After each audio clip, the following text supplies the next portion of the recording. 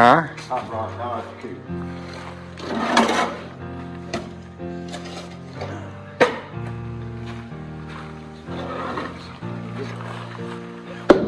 The ramps, they can't do it.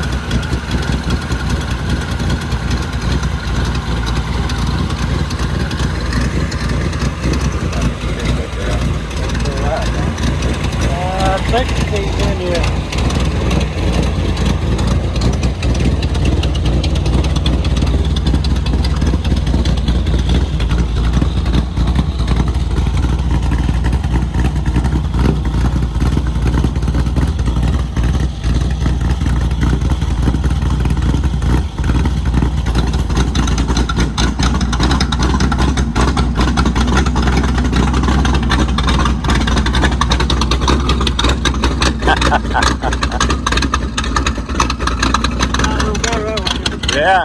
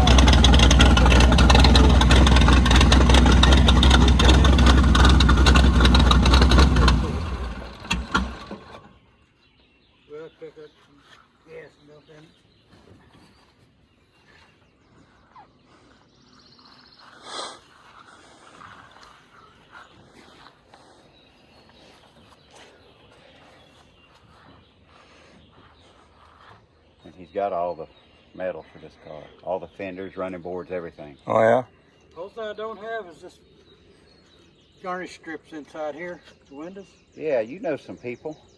That's what I need. He needs all of them. the metal for the inside. The garnish strips. Oh, yeah.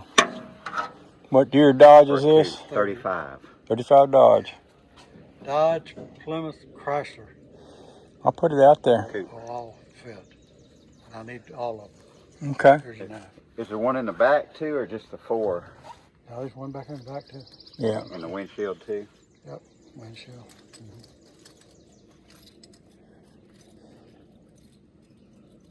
I may have to wind up making them. That'd be fun. Yeah. Give you something to do. Not like you don't have anything to do. The thing about this car is It's like the one I had to make for that Yeah. lead sled. this car is all steel. There's no fiberglass on this Yeah, car. this is a solid car. It is. You can tell. You said 35, right? Yeah. Yeah. Okay. It's got a 5-speed manual transmission of 87 Camaro, Good one. and it will smoke them tires. Yeah. I like that T5.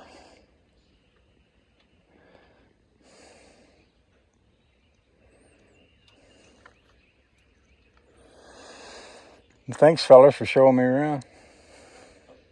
You're welcome. Randy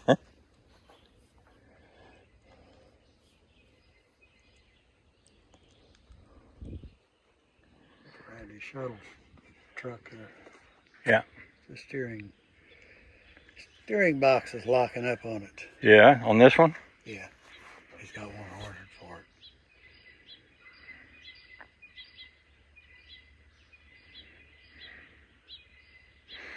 That's what I'm going to be playing with when I get home today on my Studebaker, is this front steering. Yeah. It's got a drop bell axle like was popular, in the 70s. Mike, who built that car, he's a welder, worked down at the snowplow factory up in Maine. His wife wouldn't let him spend money on cars, but he liked to drink beer. And up in Maine, you get a nickel a can back for your beer cans. Yeah. So over the course of 20 years, he saved up all his beer can money and built that car. he drug it home from behind the gas station, and it was so far gone that it was losing its composure. And it's a sedan, so it was a box, and the box was unboxed, so it was starting to spread out. Well, he brought it home, and I was racing back then, and he raced for, like I say, 1 week and decided it wasn't for him. But I'd go by and see him all the time. He'd be working on that thing. I was spending all my money on race cars. He was spending all his money, which amounted to his beer money, on that one. And that's how he built it. But he put, and Mike, somebody probably either gave him this one or it was so cheap, but he put a Renault steering box in it. Now, I don't know if that's the same as a Vega steering box, because, back then they was using the little Vega steering boxes. Right. It looks a lot like that. Yeah, the Vega steering boxes were real popular. They were. They was putting them in all the T-buckets and everything. Mm-hmm.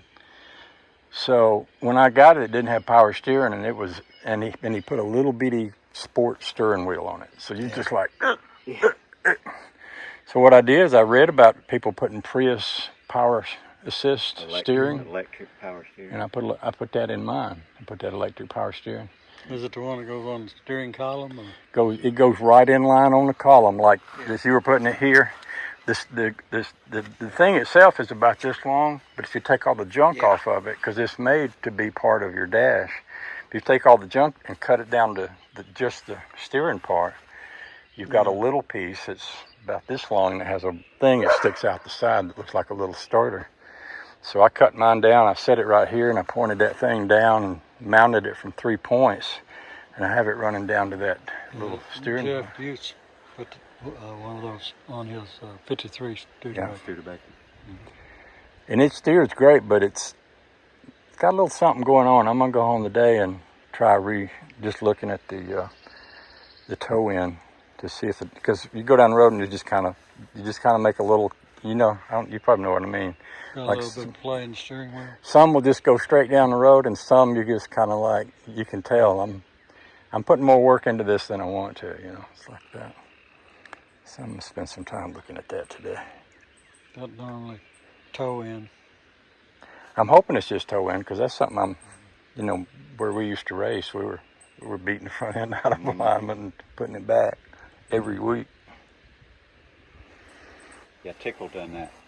With the cambers out, truck too. it'll do that too. Yeah.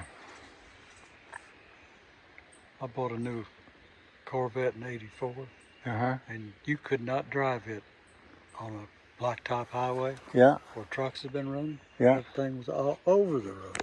Really?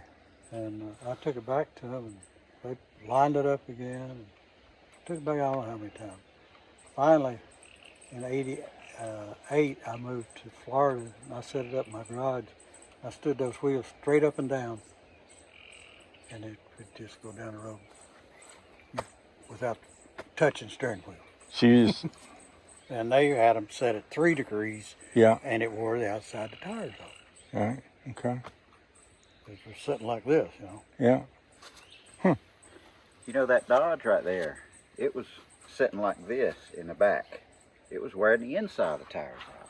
I had to Yeah. put reverse camber bushings to straighten the tires out. Yeah. Really? I couldn't find any tire shop to even look at that to work No. on it. Really? That came from the factory that way. Factory like that. It was wearing out the inside of both rear tires. That's the way that vet was. I took that vet back 59 times to dealer. And nobody could tell me why it was doing it. Yeah. We can't align it. We can't align it. It's funny because we're old enough to remember when, you know, tire alignment was pretty good, pretty reliable science. But I took a Dodge truck to an alignment shop up in Maine. He says we can't work on that because